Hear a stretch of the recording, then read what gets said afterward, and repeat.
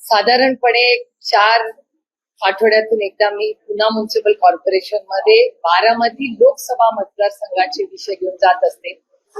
काँग्रेस, शिवसेना आणि राष्ट्रवादी काँग्रेस पक्ष या तिन्ही पक्षांची जी महाविकास आघाडी आहे त्यांच्या मदतीनेच बारामती लोकसभा मतदारसंघात या सगळ्यांच्या प्रयत्नांनी कष्टाने मी लोकप्रतिनिधी म्हणून दिल्लीला गेले आणि अर्थातच त्यानंतर जे इलेक्शन झाली त्याच्यात आम्ही सगळे वेगळे लढलो. पण तरी आता महाविकास आघाडीच्या वतीने फक्त बारामती लोकसभा मतदारसंघ नाही तर पुण्यात अनेक प्रश्न जे प्रलंबित आहेत आणि सगळ्यात मोठं मला आश्चर्य वाटलं की रोज एक गोष्ट वारंवार या सरकारमध्ये येते की प्रचंड भ्रष्टाचार, प्रचंड महागाई आणि प्रचंड बेरोजगारी, ज्या 3 मुद्द्यांच्या विरोधात काँग्रेस, राष्ट्रवादी काँग्रेसच्या 2014 मध्ये एवढी टीका झाली. आज राज्यामध्ये आणि देशामध्ये काय परिस्थिती आहे? मग 2014 मध्ये होतं ते बरं होतं आणि त्यातले कुठलेच आरोप जे आमच्या नेत्यांवर झाले त्यातल्या कुठल्याच आरोपावर जेव्हा आमच्या बरोबर होतं तेव्हा ईडी, सीबीआय, इन्कम टॅक्स होतं. त्याच्यानंतर अनेक लोकांनी पक्ष बदलले आणि त्यांच्याचे आरोप हे सगळे वॉशिंग मशीन मध्ये धुवून निघाले. मग आरोप होते का नाही, मग आरोप खोटे होते का, हा एक वेगळा विषय.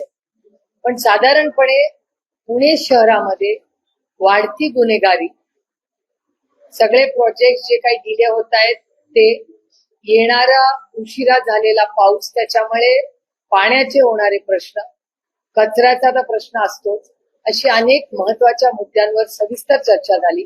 आणि त्यांची इच्छा आहे की अमोल दादा आणि मी दोघंही पुणे शहराचं लोकप्रतिनिधी म्हणून काम करतो, तर आम्ही जसं शिरूर आणि बारामतीच्या भागासाठी काम करतो तसं पुणे शहरामध्ये होणारा भ्रष्टाचार असेल किंवा पाण्याचं नियोजन होत नाहीये, खड्डे आहेत, सगळ्यामध्ये आम्ही लोकप्रतिनिधी करून आम्ही दोघांनी जास्त वेळ द्यावा अशी त्यांची मागणी आहे. आणि पुढच्या महिन्यापासून, खरं तर याच महिन्याला 12 तारखेला आम्ही मीटिंग लावतोय. पण एक साधारणपणे एक सिस्टम लावतोय आम्ही की अमोल दादा किंवा मी किंवा आम्ही दोघंही आम्ही दर महिन्याला महाविकास आघाडीची पुणे म्युनिसिपल कॉर्पोरेशन मध्ये एक मीटिंग घेणार आहोत आणि जिल्हा परिषद मध्ये घेणार आहोत.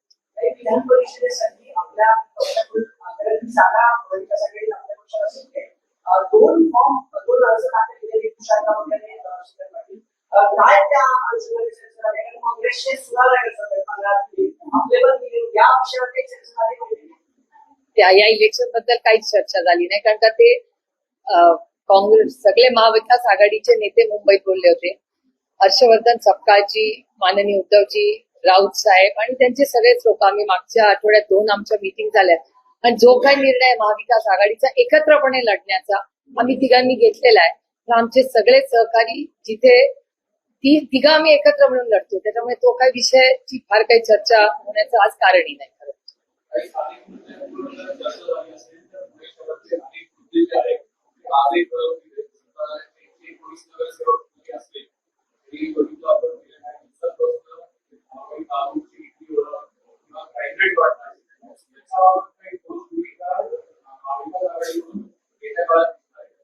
अर्थातच तुम्ही सगळ्यांनी वर्तमानपत्रात आज वाचलंच असेल, काहीतरी गेले कित्येक दिवस जो क्राईम वाढतो पुण्यामध्ये, त्याच्याबद्दल सातत्याने आम्ही सगळेच महाविकास आघाडी म्हणून नाही पण पुणेवर प्रेम करणारे पुणेकर म्हणून आम्ही प्रश्न मांडतो. राजकारण होत राहील, इलेक्शन होत राहतील, पण आम्ही सगळे पुण्याचे लोक आहोत, आम्ही पुणेकर आहोत. या पुण्याने आम्हाला सगळ्यांना किती दिलेलं आहे. आमची नैतिक जबाबदारी नाही की जर गुन्हेगारी वाढत असेल, काय आपल्या सगळ्यांच्या घरात लहान मुलं, लेकी, सुना नाहीये, मग लढायचं नाही त्याच्यासाठी. आणि गंमत मला एकची वाटते की महाराष्ट्र सरकारचा स्थानिक डेटा आणि केंद्र सरकारचा क्राईमचा डेटा ह्याच्यात तफावत. म्हणजे आदरणीय माननीय अमित शहाजींचा डिपार्टमेंटचा डेटा, महाराष्ट्र सरकारचा डेटा आणि पुणे शहराचा डेटा, हे तिन्ही वेगळे वेगळे डेटा हे आलेले आहेत. त्यामुळे कुठला डेटा खरा हा एक प्रश्न आहे. पण त्याचबरोबर पुणे शहरामध्ये तुमच्या सगळ्यांच्या चॅनल्सवर आणि प्रत्येक वर्तमानपत्रात एक दिवस आड कदाचित रोजही असेल, पण कुठली ना कुठली घटना, दुर्दैवी घटना ही पुण्यामध्ये होते. मला आश्चर्य वाटतंय की एवढे सगळे व्हिडिओ सगळ्या चॅनलवर चालत असताना पुण्याचे पोलीस यंत्रणेला ते कसे दिसत नाहीत का, ते टीव्हीच बघत नाहीत, हा प्रश्न माझ्या मनात आलेला आहे खरं, आणि पडलेला आहे मला माझा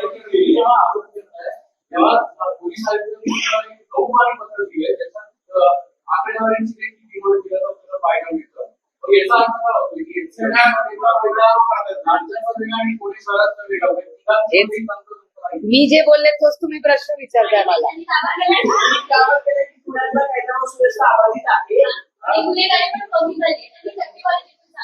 मग हे पत्र मला, पण मग हे त्यांनी पत्र मला लिहायच्या ऐवजी माननीय देवा भाऊंना आणि अमित भाई शहाना लिहायला पाहिजे होतं ना, कारण का डेटा तर त्यांचंच सरकार आहे केंद्रात पण आणि राज्यात. तर ते मला पत्र लिहायच्या ऐवजी त्या दोन गृहमंत्र्यांना पत्र लिहिलं पाहिजे ना, कारण का डेटा आला कुठून? गृह मंत्रालयातून. आणि गृह मंत्रालयातून डेटा आला, नुसता डेटा नाही. त्यांना जर असं वाटत असेल की इथे कोयता गँग नाही, तर मी प्रत्येक चॅनलचे मनपूर्वक हात जोडून आभार मानते की कोयता गँग जेव्हा जेव्हा अटॅक करते तेव्हा तेव्हा तुम्ही जबाबदारीने त्याचे व्हिडिओज हे चॅनलवर दाखवतात. मागच्या आठवड्यात कात्रज चौकामधली मारामारी जणू काय तो सिनेमाचा शॉट आहे. एका माणसाला धरून त्याला वरून फेकून द्यायचेही उद्योग चाललेले. तिथल्या नगरसेवकांची मी बोलली. आता कुठला पक्ष विचारायचा नाही, कारण का आम्हाला या विषयात राजकारणच आणायचं नाही, कारण का आमचं पुणे बदनाम होतंय, आमचा महाराष्ट्र बदनाम होतोय. त्यामुळे या सगळ्या परिस्थितीमध्ये जरी हा डेटा येत असेल तरी अतिशय विनम्र आणि प्रांजळपणे मी माननीय जे कारभारी आहेत पुण्याचे त्यांना गेल्या मीडियामधल्या गेल्या 1 महिन्यातल्या सगळ्या बातम्या पाठवणारे. क्राईम कमी होत असेल तर आनंदच आहे, पण ह्या त्याचं वास्तवता काय आहे कदाचित ते टीव्ही बघत नसतील, असंही असू शकेल. आरोप केलेले आहेत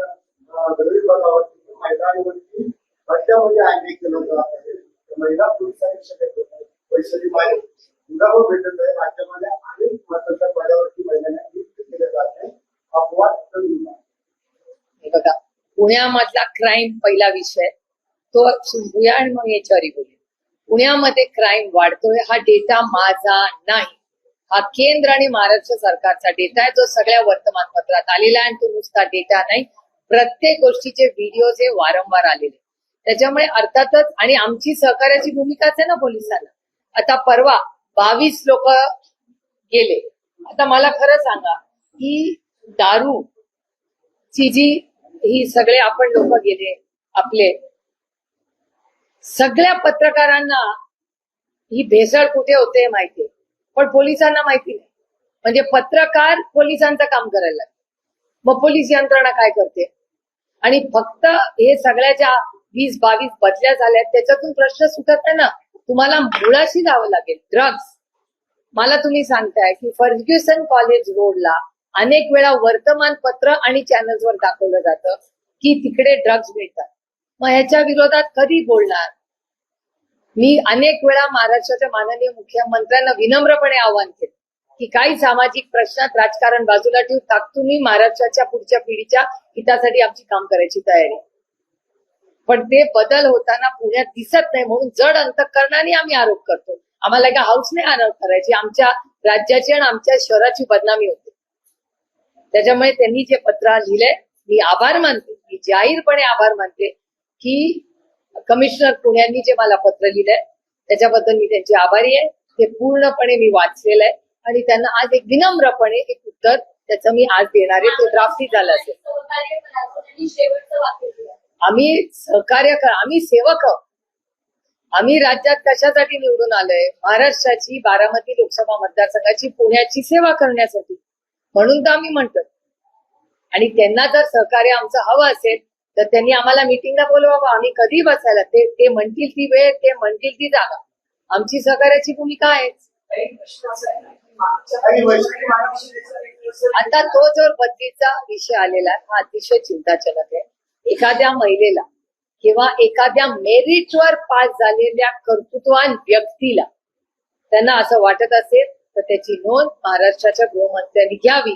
आणि माझा विश्वास आहे की या सगळ्या प्रक्रियेत सातत्याने त्यांचं म्हणणं असतं की आम्ही महिलांना आरक्षण देऊ इच्छितो, आम्हाला महिलांना. मग या जर महिलेवर अन्याय होत असेल तर त्याची पहिली नोंद महाराष्ट्र सरकारने घेतली पाहिजे.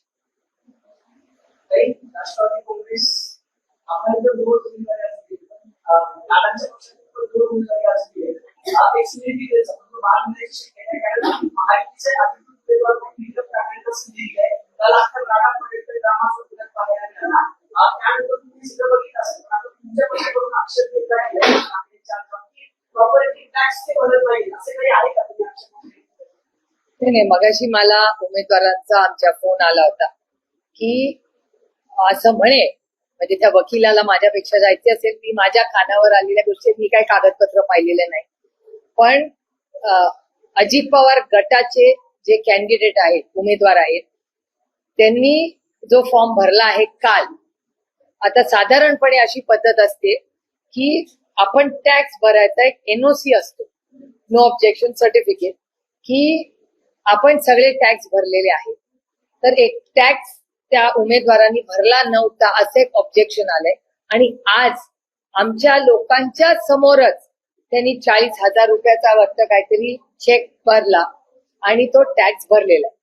आता ह्याच्यात मला फक्त टेक्निकल प्रश्न आहे, मी या विषयातली कॉन्स्टिट्यूशनल एक्सपर्ट नाही, पण इलेक्शन कमिशनच याचं उत्तर देऊ शकेल. माझा इलेक्शन कमिशनचा अनुभव जरासा वेगळा आहे, पण इलेक्शन कमिशन मध्ये काल जर ऍफिडेव्हिट करून लिहिलेलं असेल, ऍफिडेव्हिटचं महत्व तुम्हाला माहिती आहे की ऍफिडेव्हिट मध्ये लिहिलेलं असेल की मी कुठलाही आज म्हणजे माझे सगळे ड्यूज क्लिअर आहे, तर आज त्यांना परत संधी असते का छाननीमध्ये, हा प्रश्न हे एखाद्या मला असं वाटतं तज्ज्ञालाच विचारायला लागेल.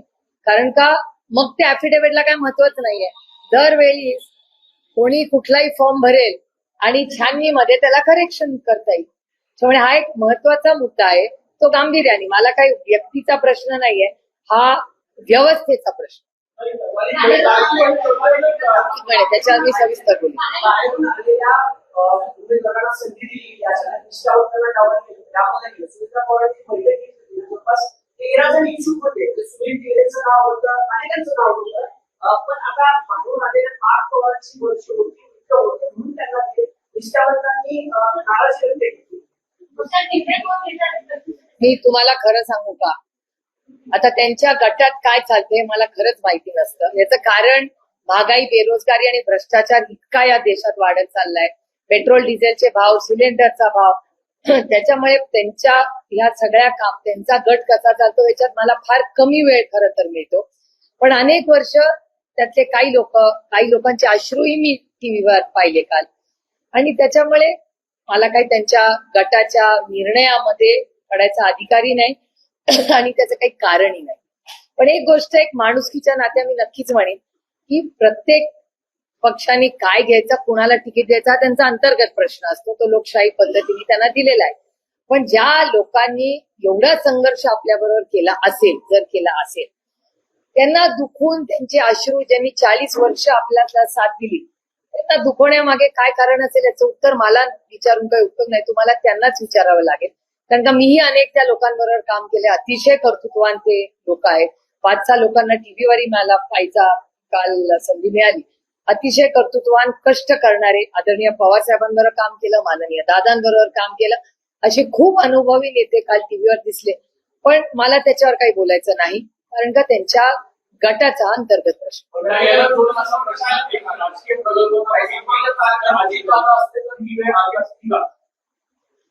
आता हे बघा, दादा असता तर काय गोष्ट झाली असती, दादा असतात तर खूप गोष्टी वेगळ्या असतात, हे तुम्हालाही माहिती आहे मला माहिती. गंमत मला अशी वाटते की अनेक स्टेटमेंट आम्ही तेव्हा केले, तेव्हा आम्हाला खोडून काढण्यात आले, आणि आज आम्ही म्हणतोय नको रे बाबा, आणि ते म्हणतात नाही नाही तेव्हा असं झालं होतं. मग कसं आपण लोकांवर विश्वास कसा ठेवायचा असं मनात वाटतं, कारण का आम्ही अतिशय निर्मळ मनाने खरं सांगितलं, आणि पांडुरंग साक्षी आहेत आणि अनेक लोक साक्षी आहेत. आणि तेवढंच नाही, तुमच्यापैकी किती पत्रकार आहेत ज्यांना दादा स्वतःच बोलला होता त्याच्यामुळे दादा स्वतः तुम्हाला काय काय बोलला होता ते दादा गेल्यानंतर खोडून काढायचं पाप काही लोकांनी केलं. कारण की आपल्याकडे पद्धत आहे, किती काय मतभेद असू दे, मनभेद असू दे, एकदा माणूस गेला ना तर त्याच्या आठवणी नेहमी गोडच ठेवायचा. माझ्यासाठी तर तो भाऊच होता. त्यांचा भाऊ नसेल, त्यांच्या बरोबर संघटनेत काम केलेलं असेल, पण दादा गेल्यानंतर ज्या पद्धतीने दादा हे बोललाच नाही, दादानी केलंच नाही, दादाच्या मनातच हे नव्हतं, त्या सगळ्या गोष्टी सांगितल्या गेल्या समाजात, तुमच्या सगळ्या चॅनलवर बोलल्या गेल्या. आणि आता असं काय घडलं की आता सगळ्यांनी युटर्न करून सांगितलं नाही नाही, दादांची इच्छा होती, दादा बोलले होते, दादा एकटे जात होते, दादा बोलत होते, मला सांगितलं होतं. आता मी तर म्हणलं नको रे बाबा, असं हे सगळं युटर्न करणारं आमचं राजकारण नाही. आम्ही मायबाप जनतेची सेवा करायला इथे आलोय. त्यांना सगळ्यांना आमच्या शुभेच्छा आहेत. माझा दादा नाही राहिला, त्यामुळे आता काय फरक पडतो. शिक्षण समितीच्या वेळेस पण असंच झालं. आणि बातमीच्या म्हणायला गेलं त्यांना सुरुवातीच्या वर्षात त्यांची समिती केली, शिक्षण समितीचं नाव मोठ्या बहीण आहे, म्हणजे दादांचं प्रेम होतं तुमच्यावर.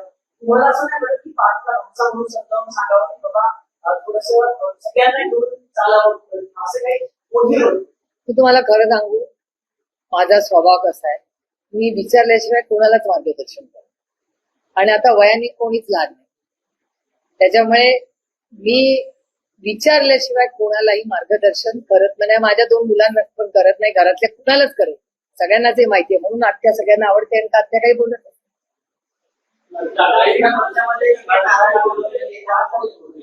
कोणाचे मला खरं फारसं माहिती नाही. मी काय संजय काकडेंना फारसं काही ओळखत नाही. वर्तमानपत्रात वगैरे ज्या काही बातम्या येतात तेव्हा माझ्या मतदारसंघात, काका तुम्हाला माहिती आहे, आपण जातो त्या दिलीप बराडेच्या घराच्या अलीकडे त्यांची एक सिटी आहे वगैरे, त्याच्यामुळे माझी काय फारशी ओळख नाही आणि मला काही फारसं माहिती नसतं या गोष्टी. असतील ना, पण मूळचे असतील ना, पण आता पुणेकर झाले, त्याच्यामुळे मला काय फारसा काय पुरंदर पण आपलंच आहे ना, आपले सगळे भावकी आहे तिकडे. पण कुठलेही असले तरी माझे फारसे काय त्यांच्याशी कधी संबंध आले नाहीत. आणि कुठल्या गटाने कुणाला तिकीट द्यावं आणि नाही द्यावं त्या गटाचा प्रश्न आहे ना. आपण कसं दुसरे के घर में क्यों जाके. मी तुम्हाला खरं सांगू, नाही बघा, माझं कॉन्टॅक्ट हा सगळ्यांबरोबर वर्षभर असतो. म्हणजे पक्ष वेगळे झाले तरी घडामोडींचा काय संबंध, नाती कन्सिस्टंट असतात, ती काय ढगासारखी नसतात, आज आला आणि गेला असं नसतं. नाही, माझी कुणाची भेट झाली नाही, माझी भेट झाली नाही. मी कुणाशी बोललेले नाही. ज्यांच्याशी मी रेग्युलरली बोलते त्यांच्याशी माझी बोलणी एनिवे होत असतात. आणि त्यांच्या गटात त्यांनी कोणाला तिकीट द्यायचं, योग्य अयोग्य, मला कोणी मक्तेदारी दिली आहे आणि मला वेळही नाही. मी खरंच तुम्हाला सांगते, महागाई, बेरोजगारी, भ्रष्टाचार, पुढे येणारी आव्हानं, भाजीचा भाव तुम्ही बघताय किती झालेला आहे. सामान्य माणसांनी जगायचं कसं. एक MLCचं इलेक्शन तुम्हाला मोठी बातमी झाली, पण जो शेतकरी आज डिझेलसाठी तासन तास लातूर असेल, नंदुरबार असेल, हिंगोलीला उभा आहे, त्याचं बघायचं का यांचं एक MLCचं इलेक्शन बघायचं.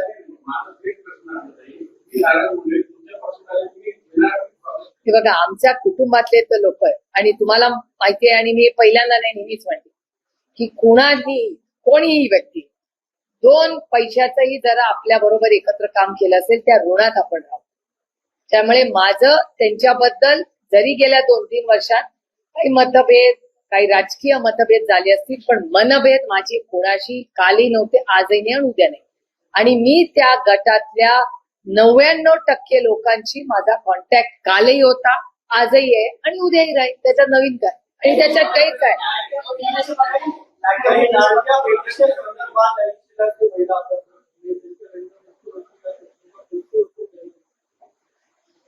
काल एका चॅनलच्या कार्यक्रमात सकाळी मी होते, दुपारी माननीय मुख्यमंत्री होते आणि माननीय मुख्यमंत्र्यांनी त्या कार्यक्रमात असं स्पष्टीकरण केलं की एखादा लाखाचा कमी जास्त असेल, कागद आता माझ्याकडे नाहीये, माझ्या गाडीत आहे, मी तो तुम्हाला देईन सगळं. 1-2 कोटी, मला वाटतं 65 का 66 लाख महिलांना इलेक्शन झाल्या पैसे देण्यात आले.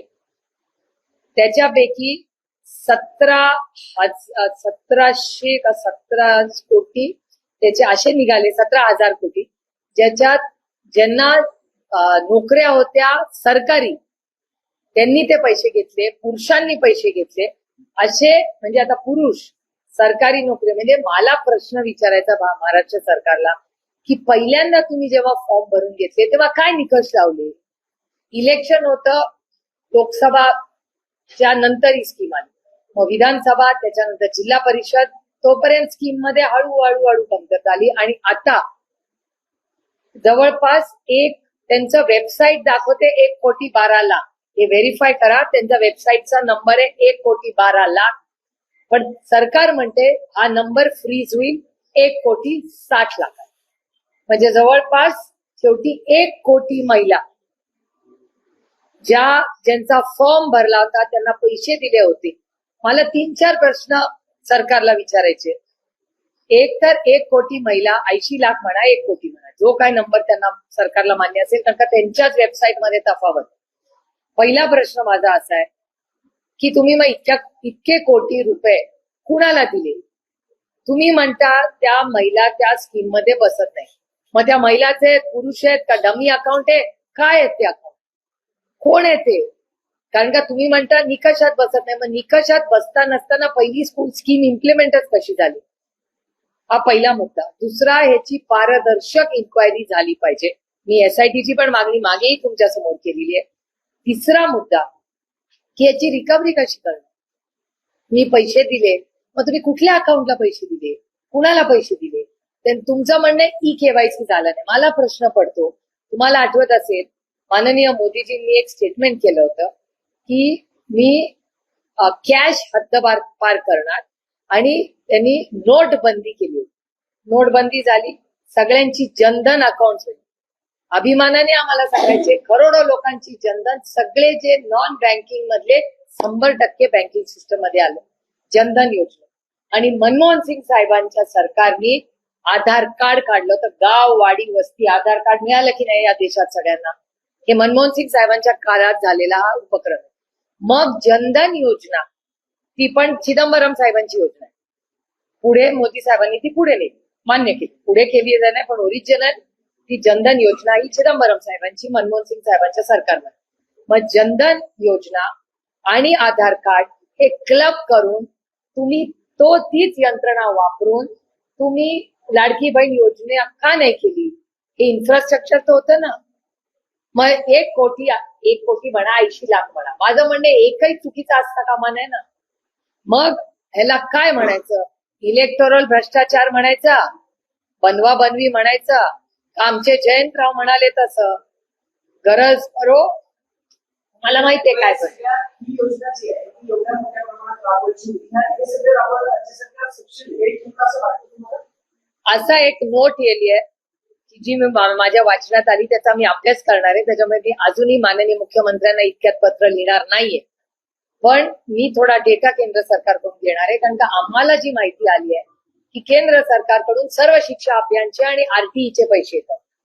ते आरटीईचे पैसे शिक्षकांना न देता, शाळांना न देता ते सर्व शिक्षा अभियानमध्ये जातात आणि सर्व शिक्षा अभियानचे पैसे लाडकी बहीण योजनेला देतात. माझं म्हणणं आहे की ज्याच्याबद्दल मी तुम्हाला इतक्या वेळा बोलले, फिस्कल डेफिसिट मॅनेजमेंट, मी तुम्हाला किती वेळा सांगितलंय त्याच्याबद्दल की हा कायदा अटल बिहारी वाजपेयी साहेबांनी आणला आणि मनमोहन सिंग साहेबांनी पुढे दिला, ज्याला FRBM ऍक्ट म्हणतात, की किती पैसे आले आणि किती खर्च करायचे, कुठली जी गॅप असते त्याला फिस्कल मॅनेजमेंट डेफिसिट म्हणतात.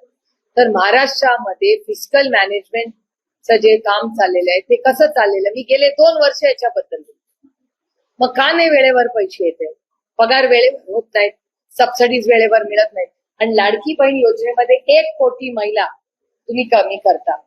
महिला भ्रष्टाचार म्हणायचं तर काय म्हणायचं? फसवलंच ना तुम्ही महिलांना. मग याची जबाबदारी कोण घेणार? म्हणे स्कीम आम्ही चालू ठेवतो. स्कीम्स का चालू ठेवताच ना तुम्ही, पण त्याच्यात निकष लावून ज्या पद्धतीने महिला कमी करतायत ते अतिशय दुर्दैवी आहे. याचा आम्ही जाहीर निषेध करतो आणि याची पारदर्शक इन्क्वायरी झाली पाहिजे. हे महाराष्ट्रातही मी माननीय मुख्यमंत्र्यांना पत्र लिहिणार आहे की त्यांनी महिला बाल कल्याणला याचे प्रश्न आम्ही जे मांडतोय की माननीय मुख्यमंत्री एक मोठा राज्याचा भाऊ म्हणून त्यांनी त्या महिला बाल कल्याण डिपार्टमेंटकडून ही माहिती मागवली पाहिजे. संजय राऊत म्हणताय की शिवसेना एकत्र आहे, त्यांना परत यायचं, त्यांनी परत मातोश्रीवर यावं. हे ना असं अनेक राजकीय पक्षांमध्ये जातं. काही प्रेमाने परत जातात, काही आईसनी परत जातात. आईस म्हणजे तुम्ही विसरला असाल तर इन्कम टॅक्स व्हॅनिटी आईस. उन्हाळा पण वाढलाय आजकाल, त्याच्यामुळे काही आईसच्या केसेस असतात, काही प्रेमाच्या केसेस असतात. आता ते काळाप्रमाणे कळत. काही कांद्याचा प्रश्न अजूनही उलगडतोय. माणसांमध्ये आस्था बसलेली आहे. कधी आपण आणि आमचे भगरे सर, निलेश लंके, रोहित पवार, आज मला वाटतं अतुल बेनके पण जायचे होते. त्या सगळ्यांनी आज कांद्याचा हा प्रश्न अतिशय गंभीर झालेला आहे. आणि तुम्ही बघितलं की माननीय मुख्यमंत्री, दोन्ही उपमुख्यमंत्री पण दिल्लीला गेले होते, पण अजून तोडगा निघालेला नाही. त्यामुळे दुर्दैव आहे की कांद्याच्या प्रश्नाबाबतीत आणि शेतकऱ्याच्या बाबतीत अतिशय असंवेदनशील आजचं हे सरकार आहे.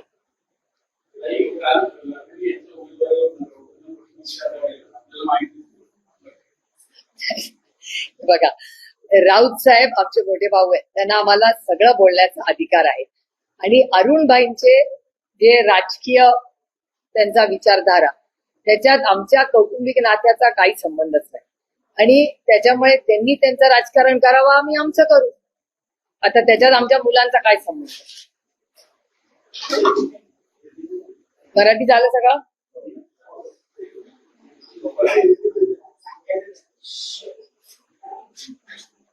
चला,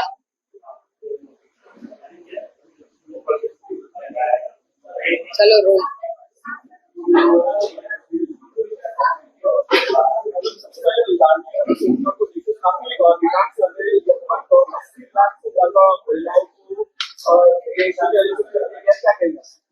इसके हम ये पूरी जो कहानी है लड़की बहन योजना के बारे में, हम तो पहले दिन से कह रहे थे 1 करोड़ महिला उन्होंने कम किए हैं.